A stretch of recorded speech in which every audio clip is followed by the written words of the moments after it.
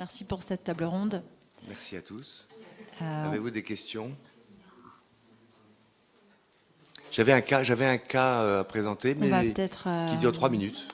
Sauf si on est dans les hors timing. C'est bon. Vas-y Vincent, vas-y. Mais je sais, c'est toi, je te l'avais communiqué. Non, c'est le snuff maintenant. C'est l'activité snuff. Vous l'avez pas son cas, c'est ça? Bah, je te l'ai envoyé. Si, vous l'avez, ouais, on l'a mis. Je l'ai vu sur le tien. C'est 25. 25, Vincent. C'est une vraie question que je pose. JPO, ça s'appelle 25, 26. C'est la 26e conf, ouais, c'est ça. Hématome sous-épithélial. 26. Hématome maculaire. 26. Voilà. Voilà, je suis content que certains soient encore là pour discuter de ce cas. Qu'est-ce que vous feriez? On peut l'envoyer. Ouais. Qu'est-ce que vous feriez devant cette situation? Voilà, 79 ans, 5/10 P4, c'est un néovaisseau naïf, sous-épithélial, symptomatique, aucun anticoagulant. Le collègue injecte une dose d'aflibercept, premier œil, mais on voit l'aspect festonné du dôme de l'épithélium pigmentaire soulevé. On sait potentiellement à risque d'hématome par déchirure de l'épithélium pigmentaire. Et donc, le malade est injecté et on est au 7e jour de l'injection. Et en fait, il s'agit là, et c'est très sombre, d'un décollement, d'un hématome sous-épithélial, très majoritairement, avec simplement une composante, un espace en inféromaculaire, une composante sous-rétinienne, mais la principale composante est sous-épithéliale. Et j'ai scanné l'aire maculaire, il n'y a pas de saignement sous l'aire maculaire, c'est sous l'épithélium pigmentaire. Et le consensus nous dit, quand c'est sous l'épithélium pigmentaire, il ne faut rien faire, on injecte, on continue d'injecter. Si on continue d'injecter ces hématomes-là, alors qui aurait fait autre chose que de continuer d'injecter? Personne. Qui aurait opéré cette... pas d'indication opératoire. Bon. Alors finalement, je n'ai pas touché à sa cataracte, mais j'ai préféré opérer parce que le pronostic était fixé finalement. On aurait eu une fibrose. Donc c'est la technique opératoire classique. On voit que c'est vraiment très sombre, hein, c'est sous l'épithélium pigmentaire. Après avoir réalisé la vitrectomie, donc un petit patch de pelage de limitante interne sectorielle, ce qui permet d'injecter non seulement le RTPA, mais j'injecte là du BSS. J'injecte du BSS dans l'espace sous-rétinien. Je ne suis pas dans l'hématome est encore plus postérieur. Simplement pour créer un espace de dégagement sous-rétinien. Donc on injecte et ça va finir par se développer en temporal inférieur. C'est du BSS. Voilà, on crée la poche de décollement sous-rétinienne. Et puis, dans un deuxième temps, je vais injecter les fameux 30 à 50 microgrammes de RTPA dans l'espace sous-rétinien également. Alors ça, je l'injecte en supérieur. Et puis, je termine l'intervention. Donc là, j'ai un espace qui est plutôt temporal. J'aurais bien voulu qu'il soit plutôt inférieur. Mais là, j'injecte le RTPA. Alors, j'injecte avec 10 mm de mercure et pas 50 pour éviter de créer une surpression fovéale, comme on a pu le voir. Mais voilà. Il y a une petite bulle d'air qui passe. Et puis, je fais un échange fluide air, 50-50, du SF6. Et il regarde 70 degrés devant ses pieds. L'intervention se termine, donc, classique. Voilà l'aspect post-opératoire. Autrement dit, on a mis en évidence désormais la fameuse déchirure de l'épithélium pigmentaire. Il n'y avait pas d'autre raison pour laquelle il saigne. Et c'est à cause de cette déchirure de l'épithélium pigmentaire que le RTPA en sous-rétinien a pu passer dans l'espace choroïdien et permettre le déplacement inférieur de l'hématome. Donc en fait, la frontière entre hématome épithélial, sous-épithélial, sous-maculaire, dans ces formes-là, par déchirure présumée de l'épithélium pigmentaire, n'a plus de sens. Il faut les opérer. Je pense qu'il faut les opérer. Il y a un passage intuitif de l'actylyse dans l'espace sous-épithélial, et ce qui permet de liser l'hématome sous-épithélial et de le déplacer. Ça, on est à 3 semaines après la résorption du SF6. 3 semaines après, à la 1/10, on continue de l'injecter. Le RTPA a liquéfié l'hématome sous-épithélial en atteignant sa cible au travers de la déchirure de l'EP qu'on ne voyait pas avant. Donc l'adage sous-épithélial, on n'opère pas. Dans ces circonstances-là, c'est discutable. Je ne suis pas certain qu'il était sous-épithélial après le deuxième. Hein. Il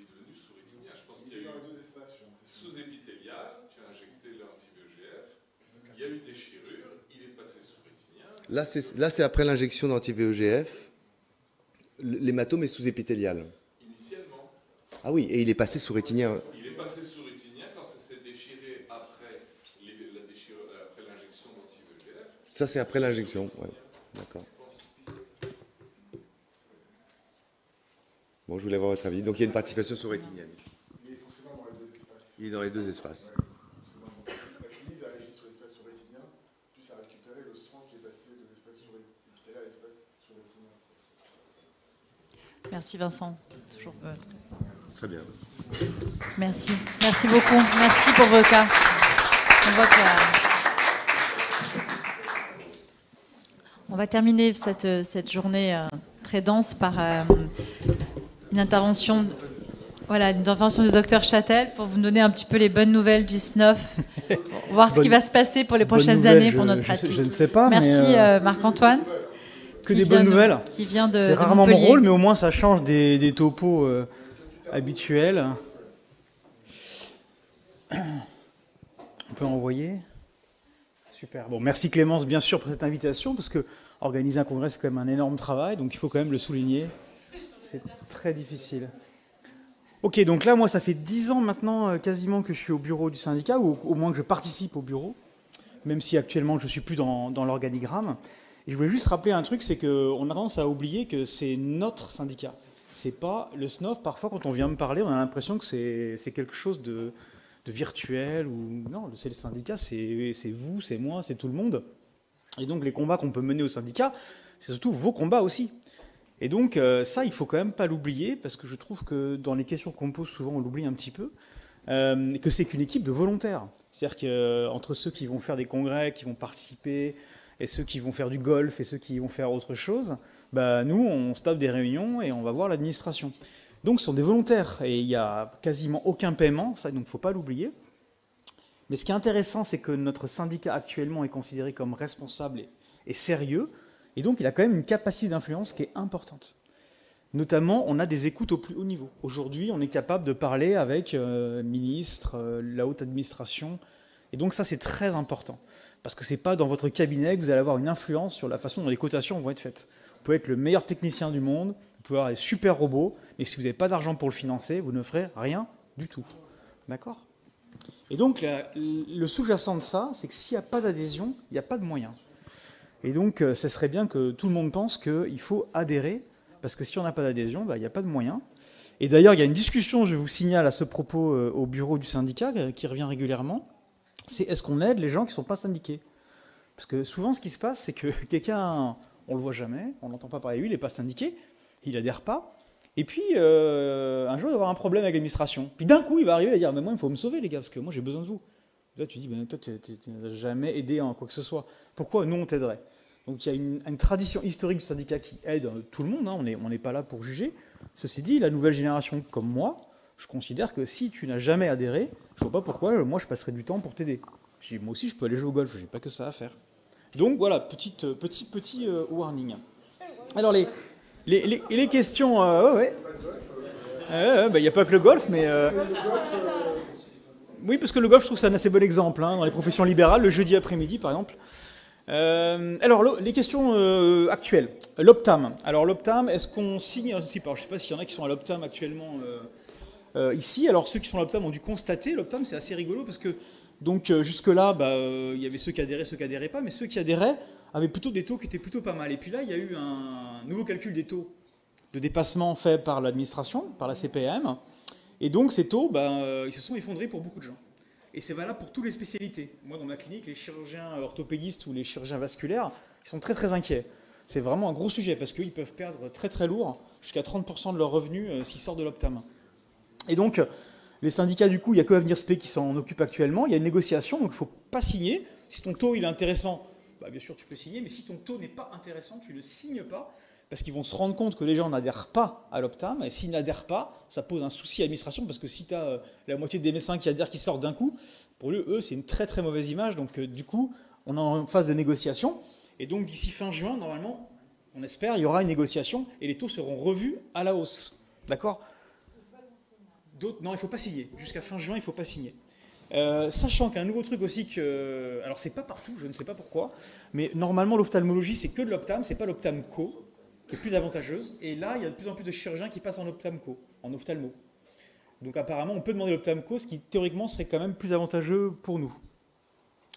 La question qu'il faut se poser quand même dans cet ophtalme, moi je n'adhère pas, hein, donc par idéologie je n'ai jamais adhéré, c'est que quand même le sous-jacent de tout ça, c'est que l'administration petit à petit, ben, elle peut serrer la vis.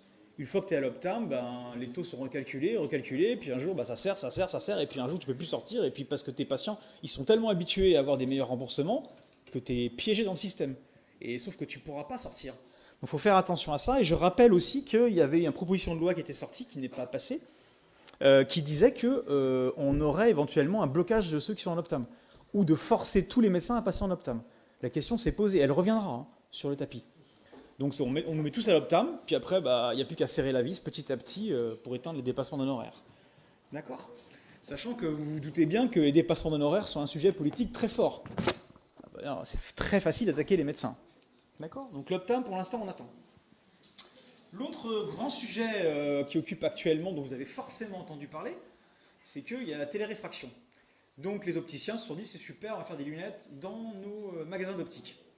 Alors l'argument souvent avancé, c'est que les patients n'ont pas accès aux soins.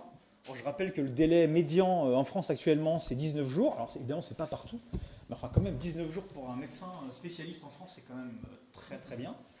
Donc l'argument du délai est devenu peu recevable. Et il faut savoir que les dépenses de l'optique en France sont les deuxièmes au monde, après les États-Unis, quand même. Ils ont pris plus 8% l'année dernière, quand même. Et donc le manque d'ordonnances, c'est pas redevable, c'est pas recevable comme argument. Donc les opticiens ont trouvé cette argumentation pour mettre des cabines dans les magasins. Alors, ils ont un cadre, hein, c'est le cadre de la téléconsultation. Sachant qu'ils travaillent avec beaucoup de sociétés commerciales que je ne vais pas nommer. Et donc la CPM a quand même mis des règles, là récemment, des règles Tessan par exemple, que j'ai entendu. C'est pas moi qui l'ai dit, mais j'ai entendu dans la salle. Et donc il y a des règles qui ont été mises en place, qui fait qu'il y a beaucoup de petites boîtes qui coulent actuellement, parce que les règles sont quand même assez strictes. Et donc il y a un phénomène de concentration actuellement des sociétés qui doivent respecter les règles. Il faut savoir que les critiquer dans un congrès comme celui-là pourrait me valoir un huissier et une mise en demeure, voire même un procès. C'est arrivé à certains membres du syndicat. Il faut savoir que c'est des sociétés qui sont très agressives. Comment ? Non, c'est de la diffamation. En petit comité, en sous-groupe, tu peux faire ce que tu veux, mais dans un congrès, tu vas avoir un huissier chez toi qui va arriver gentiment et qui va te dire diffamation, c'est diffamation, et même c'est entrave, ils appellent ça entrave à pratique commerciale. C'est-à-dire qu'on entrave le développement de la société commerciale, et donc même s'ils vont perdre, hein, probablement, tu vas quand même avoir un procès, donc il faut te taper tout le cycle. C'est très très pénible. Donc non, il faut faire attention. Après, entre nous, ça rien n'empêche d'en parler.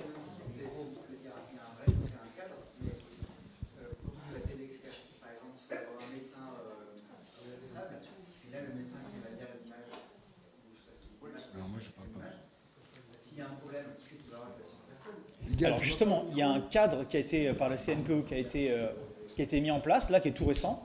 Un cadre qui définit les règles, ça veut dire quels examens doivent être faits. Maintenant, c'est réglementé et c'est opposable. Notamment, et normalement, ils ont la photo du segment antérieur, donc bon courage. Et donc, normalement, ça doit être lu par un médecin qui doit être à moins d'1 heure. Ça ne peut plus être un mec au fin fond, complètement ailleurs. Normalement, c'est interdit. Sauf qu'en pratique, avec l'IA, etc., la vérification est quand même pas simple. Mais en théorie, maintenant, on a un système opposable. Et ça pose un autre problème, c'est le coût.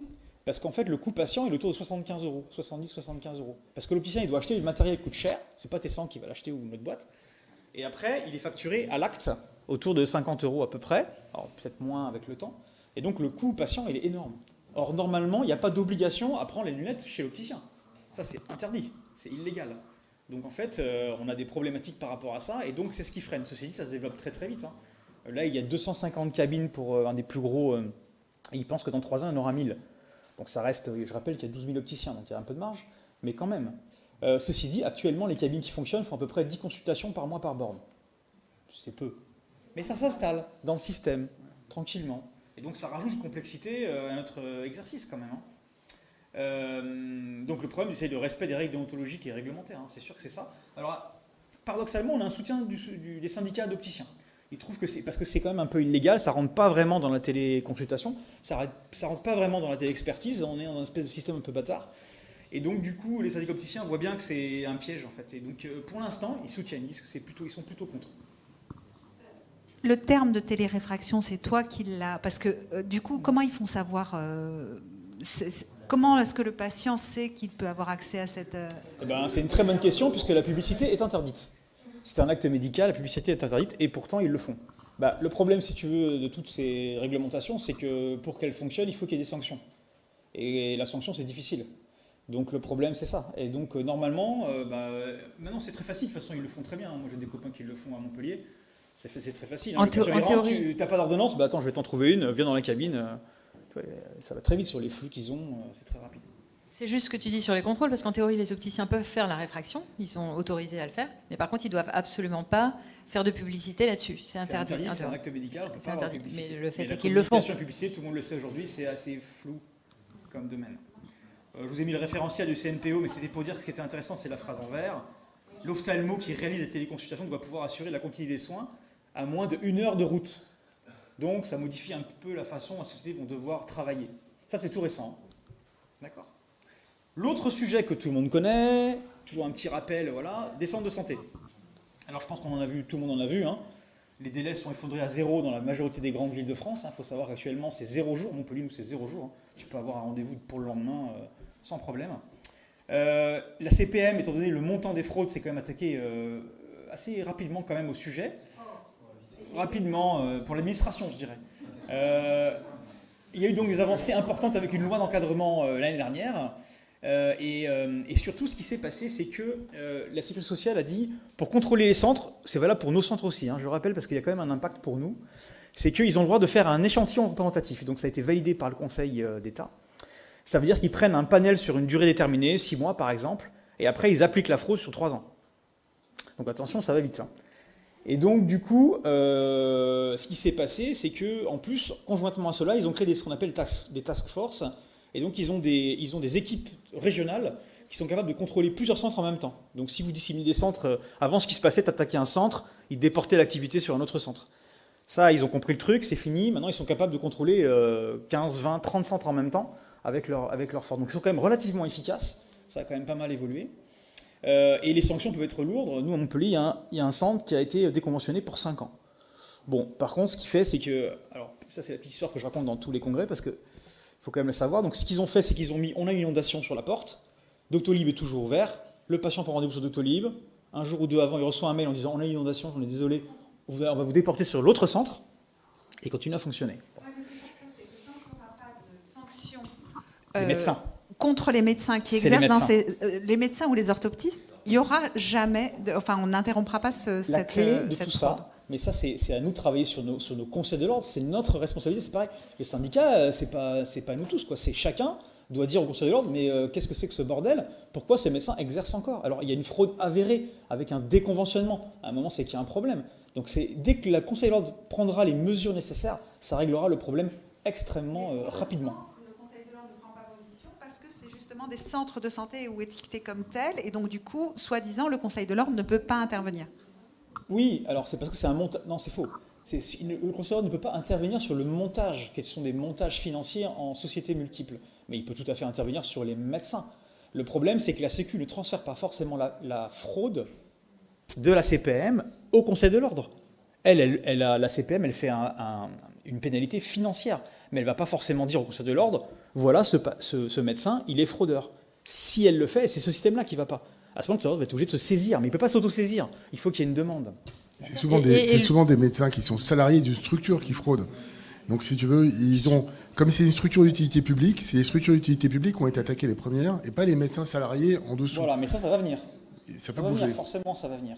Et la difficulté, c'est qu'il y a relativement peu de plaintes aussi, en fait. Hein. Exactement. C'est que le SNOF fait appel à plainte, parce que finalement, les gens disent « Ouais, les centres de santé, mais personne ne porte plainte. Vous le savez, quand vous discutez avec des patients... Dans le bureau du syndicat aussi. Vous avez comme Esther, voilà, on est trois, là. 3, oui. Vous êtes cernés. 3. Les patients vous disent « Ah bah oui, ça, j'ai vu sur mon décompte de sécurité sociale, ça m'a coûté 200 €. Et finalement, vous voyez, mes lunettes, ça ne me va pas. Ils reviennent vous voir. Vous leur dites, bah voilà, il faut le signaler. Oh non. Voilà. Les patients ne le font pas, les médecins ne le font pas. Et donc, là, on est presque entre nous, il n'y a presque pas de caméra, mais en vrai, tu récupères un truc du patient, tu l'envoies, tu vois, à un moment, même si on enlève le nom du patient pour pas qu'on voit, il y a un moment, la Sécu, forcément, il faudra qu'elle fasse quelque chose.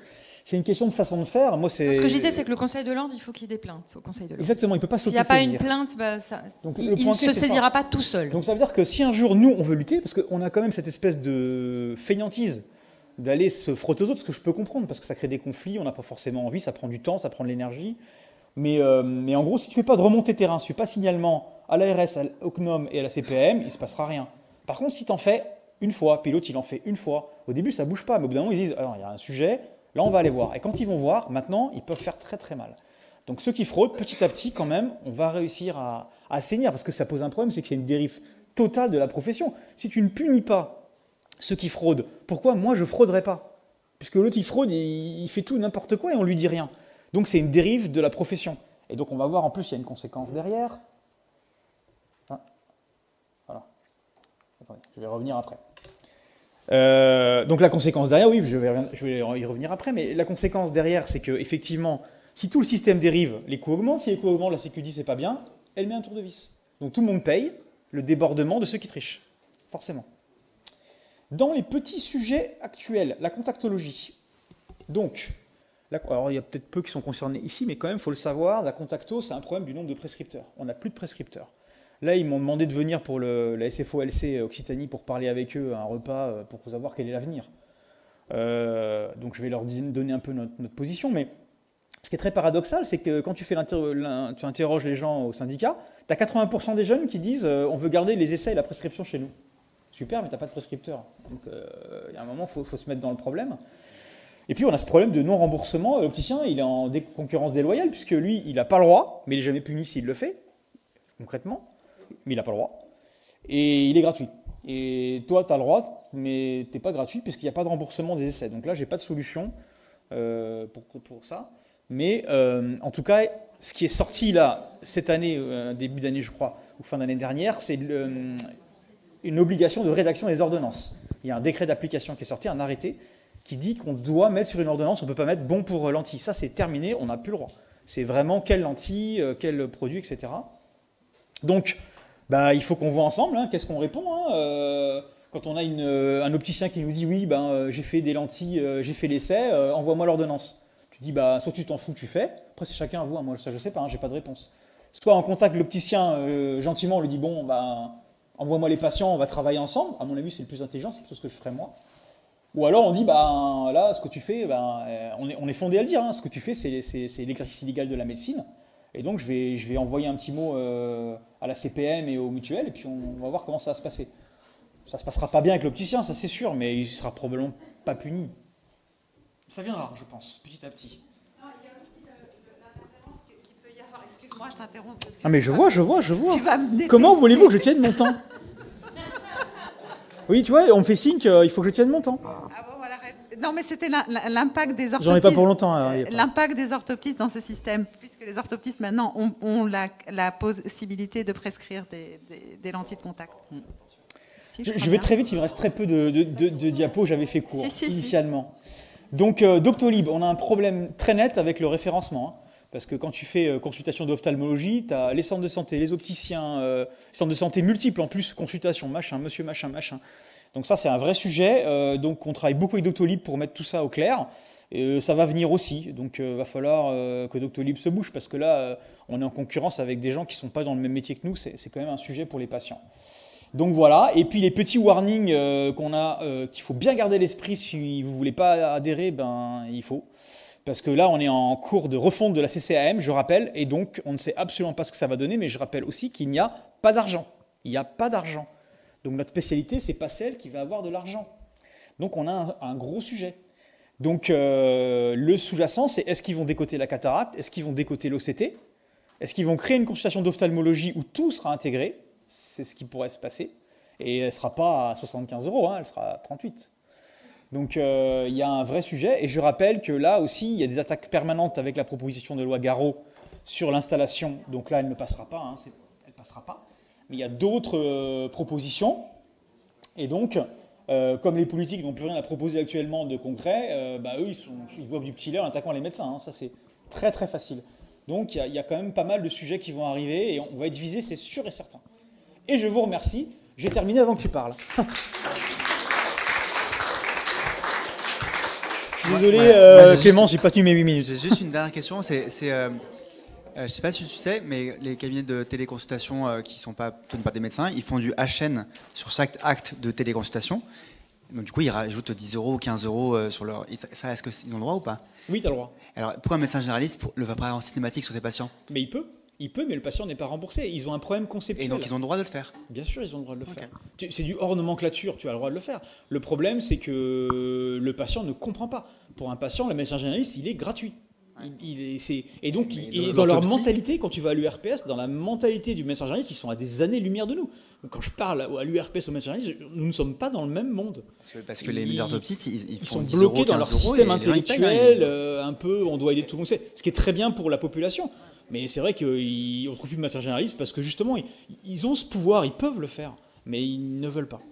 Ouais. Parce que je trouve ça bizarre que l'orthoptiste 10 minutes à une lunette, il gagne plus de sous qu'un médecin généraliste. Moi, ça, c'est évident qu'on a. Je trouvais ça fou, moi. Enfin, voilà. Merci beaucoup. Ouais, merci Marc-Antoine. Écoutez, vraiment, je termine là pour cette journée bien dense pour remercier particulièrement les partenaires de leur contribution et les orateurs pour la qualité de leur présentation. Et j'en profite aussi pour remercier le comité scientifique, les docteurs David Sayac, Cathy Ganem et Nicolas Diaz pour leur contribution et leur participation dans la préparation de ce congrès. Et voilà, écoutez, maintenant, on va pouvoir aller boire un coup. Voilà. Merci à tous. Merci.